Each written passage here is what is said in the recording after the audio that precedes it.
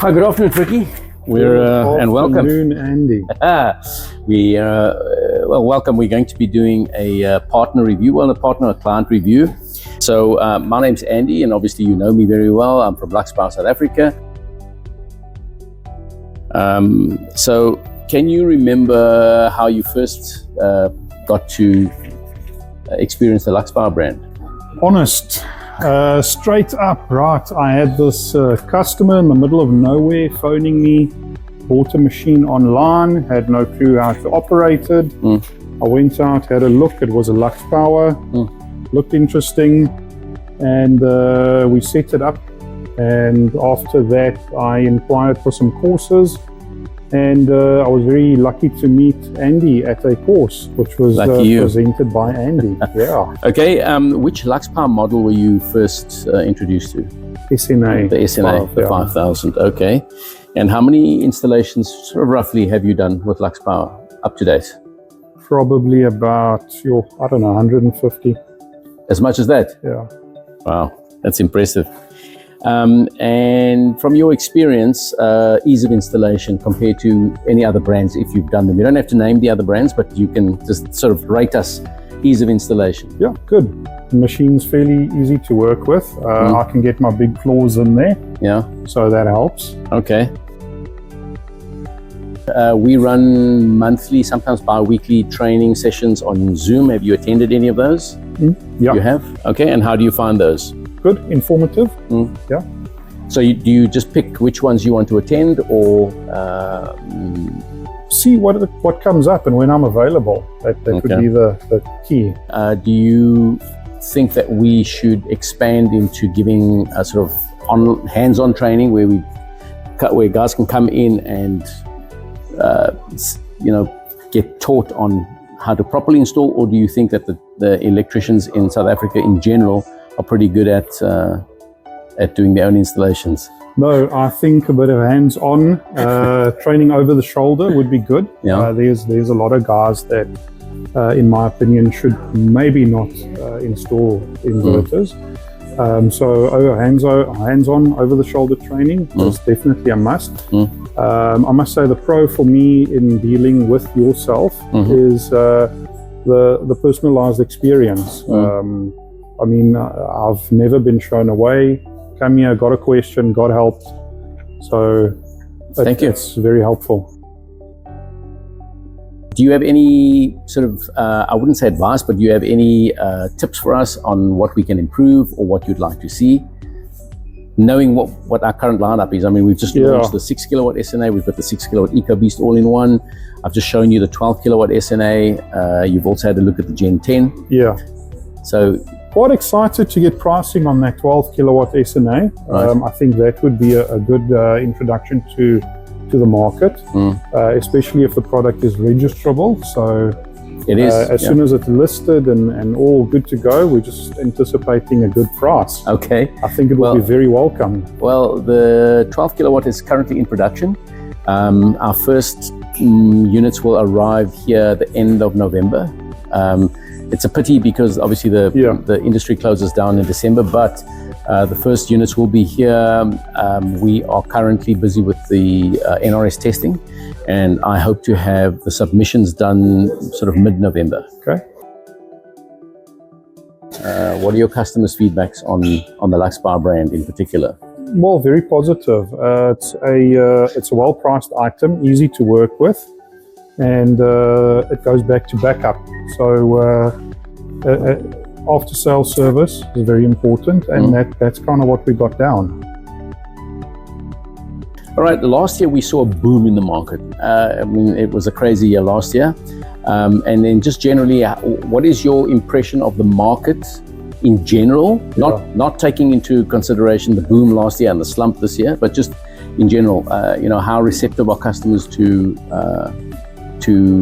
inverters and renewable energy?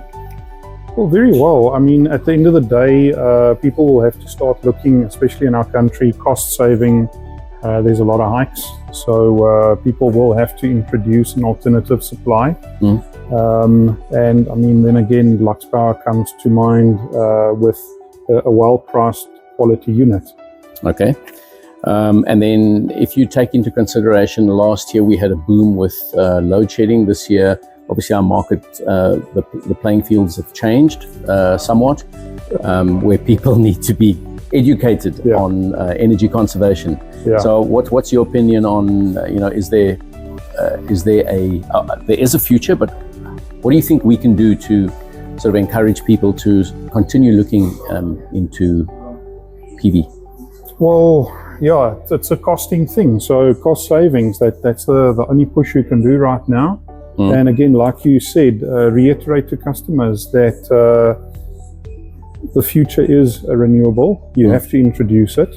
You have to look at cost saving. Electricity is not going to become cheaper in our country. And I don't believe that it will become more reliable either. Okay. In my opinion. All right. So you're very, very fortunate in that you get to interact with us here at the little SA head office. So you get to see a lot of our new products before a lot of people see them. Okay, and then we looking to the future. Lux Power considers themselves to be an R&D company. So they are small enough to be customer centric, focused on customer needs. Is there anything that you've seen outside of the Lux Power product range that you would wish we were already doing? Okay, I wouldn't mind if we could have some of these all-in-one type of setups like the Americans get. Yeah. Oh, with the switchgear all incorporated. Yeah. That the 12 kilowatt has. I see that. Yeah. So very excited. Yeah. I think it's just if whatever can minimize the installation time on site.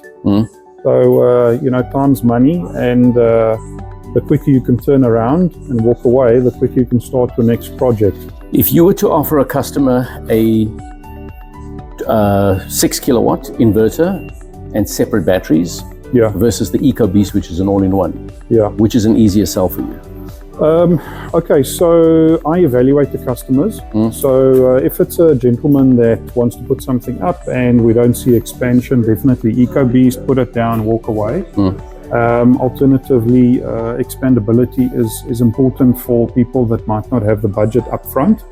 So then we'll do a piece-by-piece system, meaning a inverter with a singular 5 kilowatt battery, and then you can expand on that later. Okay. So if you had to give a ratio, if you had 10 customers that you did installs for, how many would go for an all-in-one versus how many would go for modular? Is modular still more popular than all-in-one? In my experience, yes. People are a bit reluctant for the all-in-one just for the fact of expandability. Right. 90% of them don't expand anyway, but still the mindset lies in what if. Human beings are a what if type of design. Lux Power, when we launched the product in 2017, 2018, we launched with our own user interface, the monitoring system. It's OEM, we didn't use a third party, and we are going to launch a new user interface, which is coming up soon. We're pretty excited about it. It's kind of bringing us into the AI realm. Okay. It looks good. We've also just recently launched our Lux Bot, which is a chat bot in a beta version, where installers like yourself can access the bot via on-site or on your mobile. You can ask questions if you can't get hold of anybody, and it typically gives you sort of a channeled guidance to the right answer. Might not always be the right answer, but it's very close. We are working with a bot that we can populate with a preset library of data of our machines and of the NRS code, and then you can ask it questions relating to that. I'm sure you must have used ChatGPT or something like that. So it's going to be pretty much based on that line. So that's pretty much where we're going. But if there's anything that you think we should be looking at, I know that EV chargers are not, or EVs are not very popular in this country at the moment. I don't know what the trend is going to be like for that, or we might be going to net energy metering, or time of use based tariffs. So if you've got any ideas for us, or anywhere that you think that we should be looking at innovatively, now's the time to to lay it down. I think the offering development that is currently en route, I do think that the development is heading in a good direction. Also, the Lux Power brand seems to be continuously growing and developing, staying with times, staying with, like you said now, the AI and things moving into the future. So that would be exciting. Looking forward to seeing the new app and the Yes. AI bot. Yes. Moving away from the Andy bot, but that should be an adjustment. But I think that would be interesting. And well done. Okay, Frikkie. Awesome. Thanks Andy, very much for your pleasure. time. No problem. And thank you for your support. We value it. Always, always. Thanks.